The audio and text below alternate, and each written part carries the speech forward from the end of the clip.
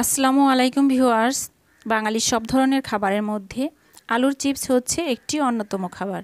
ছোট থেকে বড় সকলেরই পছন্দের একটি খাবার আলু বা পটেটো চিপস। রোদে দেওয়ার বাড়তি কোনো ঝামেলা ছাড়াই ঝটপট খুব সহজেই তৈরি করে নিন মুচমুচে মজাদার পটেটো চিপস। মাত্র দুটি আলুর মাধ্যমেই তৈরি করে নিতে পারেন সকলের প্রিয় একটি খাবার পটেটো বা আলু চিপস।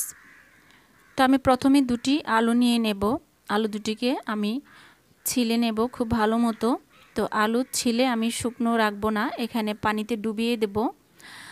এতে করে এর মধ্যে যে একটা কষ থাকে সেই কষটা বের হয়ে যাবে। তো আমার আলু দুটো ছোলা হয়ে গিয়েছে। আমি এবার এই পানির মধ্যে আলু ভালো মতো ধুয়ে নেব। আর আমি এই পানির মধ্যেই আলুকে এভাবে ছোট ছোট পাতলা করে স্লাইস করে কেটে নেব। তো আলু কাটা হয়ে গিয়েছে। এবার আমি এই আলুর মধ্যে যে কষ থাকে খুব ভালো মতো ধুয়ে নেব। অন্তত 3 থেকে 4 বার ধুয়ে এভাবে পরিষ্কার পানি বের করতে হবে। তো পরিষ্কার পানি বের হওয়া পর্যন্ত আমি ধুয়ে নিয়েছি। এবার আমি একটা চালনির মধ্যে ঝরা দিয়ে দেব। তো চালনির মধ্যে আমি 1 কি 2 মিনিটের মতো রেখে এভাবে বাড়তি পানিটা ঝরিয়ে নেব। এবার আমি বিছানার উপরে একটা হার্ডবোর্ড বসিয়েছি, এর মধ্যে একটা পেপার দিয়ে নেব। পেপারের মধ্যে আমি এই আলুর টুকরোগুলো বিছিয়ে দেব। আপনারা চাইলে এর মধ্যে পাতলা কোনো সুতির ন্যাকড়া অথবা টাওয়ালের মধ্যে দিয়ে দিতে পারেন। আর আমি এখানে পেপারে দিয়ে দিয়েছি আর উপরে আমি ফ্যানটা চালু দিয়ে রেখেছি। তো ফ্যানের বাতাসে এর গায়ে থেকে যে বাড়তি পানিটা ছিল ওই পানিটা শুকিয়ে যাবে। তো 5 মিনিট পরে আমি আলুগুলোকে আবার উল্টে পাল্টে দেব। উল্টে পাল্টে দিলে উপর পিঠে যে পানি আছে ওই পানিটাও শুকিয়ে যাবে। তো পানিটা শুকানো হয়ে গেলে আমি আবার 5 মিনিট পরে ফিরে এসেছি। আলুর গায়ে থেকে এই পানিগুলো শুকিয়ে গিয়েছে। এবার আমি একটা বাটির মধ্যে তুলে নেব। এবার আমি চুলোর মধ্যে একটা কড়াই বসিয়েছি আর কড়াইয়ের মধ্যে পর্যাপ্ত পরিমাণ তেল দিয়েছি আর এর মধ্যে আমি একটা পিস দিয়ে দিয়েছি। দেখুন পিসটা কিভাবে উপর দিকে ভেসে উঠেছে। তো আমি এক এক করে আলুর টুকরোগুলো দিয়ে দেব। প্রথমে আমি হাই হিটে জাল করে নেব, তারপরে আমি চুলোর আঁচটা কিন্তু মিডিয়ামে রাখবো, নয়তো পুড়ে যেতে পারে। তো আমি চুলোর আঁচটা কিন্তু মিডিয়ামে দিয়ে দেব।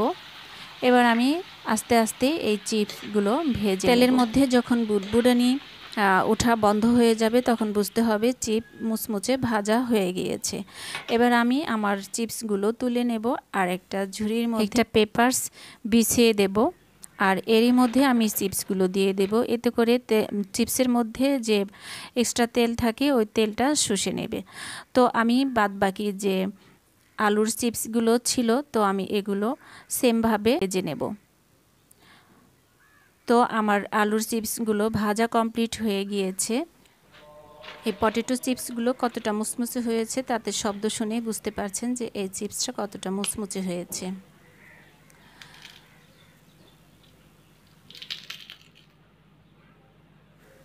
এবার আমি এই চিপসকে সুস্বাদু করে তোলার জন্য মজাদার একটা মশলা তৈরি করে নেব।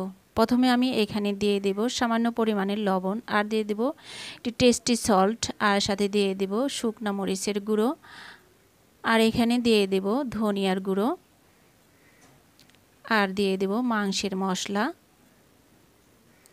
আর এখানে দিয়ে দেব আমি চিনি প্রথমে গুঁড়ো করে নিয়েছিলাম, খুব মিহি করে আমি গুঁড়ো করে নিয়েছি, একদম মিহি করে নিতে হবে। তো আমি সবগুলো উপকরণ আমি একসঙ্গে মিক্স করে নেব। তো মশলাগুলো আমার মিক্স করা হয়ে গিয়েছে। এবার গরম গরমে আলুর চিপসের উপরে দিলে খেতে খুবই টেস্টি হবে। আপনারা এভাবে গরম গরম এই চিপসের উপরে এভাবে ছড়িয়ে দিতে পারেন, নয়তো খাবারের সঙ্গে একটু ভরিয়ে ভরিয়ে খেয়ে নিতে পারেন। তো এই মজাদার এই চিপস খেতে সবাই পছন্দ করে, ছোট থেকে বড় সকলেরই প্রিয় একটি খাবার। তো আমার ভিডিওটা যদি ভালো লাগে অবশ্যই কমেন্ট করে জানাবেন। আর আমার চ্যানেলের যদি নতুন বন্ধু হয়ে থাকেন তাহলে অবশ্যই চ্যানেলটাকে সাবস্ক্রাইব করে আমার পাশে থাকবেন, যাতে আমি পরবর্তী নতুন ভিডিও আপলোড দেওয়ার সাথে সাথে নোটিফিকেশনটি পৌঁছে যায় সবার আগে আপনার কাছে।